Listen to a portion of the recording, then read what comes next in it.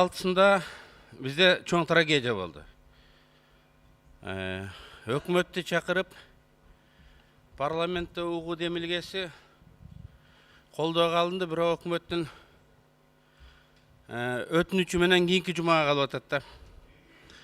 Урматтуу депутаттар, мен өкмөттүн жыйынтыгын күтпөй эле депутаттык комиссия, парламенттик комиссия түзүүнү сунуш кылам. Эмне үчүн? Анткени өкмөт чындыкты жашырып атат. Ошол жерде өкмөт чынакын сиз баштаган депутаттар барганда дагы самолет 3 жолу конгонго аракет кылып, 3-үчүсүндө талкаланды дейт. Бүгүн баарыбызга белгилүү, ал түз эле келип талкаланган. Boeing 747-400F деген модификация 13,5 мың километрге заправкасы жок учат экен. Мына менде Турциянын компаниясы жөнөткөн кат турат. Биздин заправкабыз жайында болчу, Бишкектен заправка кылганга муктаждык жок эле. Биз Бишкекке заказчиктер заказ боюнча жүк алып келгенбиз деп айтып жатат.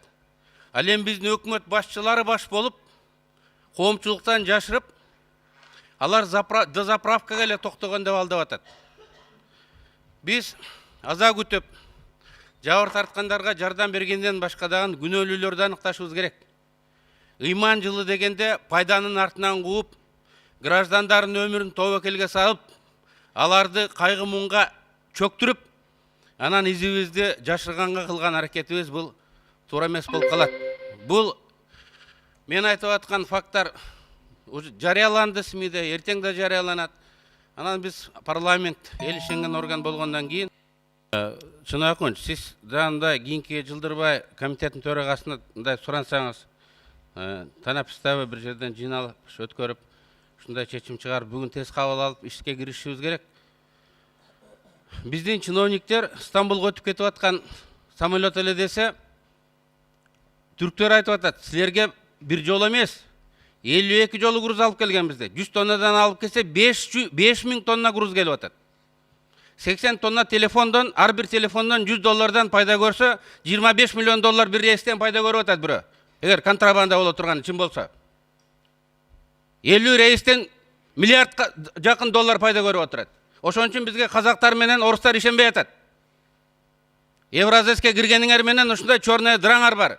Сухопутный жол менен, авиа жол менен бизге ушундай контрабандаларды киргизип атасыңар деп ачык айтпаганыбыз менен президентибиздин бетине тар жолгуларды айтып атат. Билбесеңер билип коюшубуз керек. Эмне деген груз? Элдин убалына калган.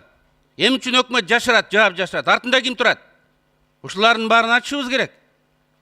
Ошондон кийин биз тиги курман болгондордун тиги арбагын сыйлаган болобуз. Күнөөлүүлөрдү аныктаган болобуз.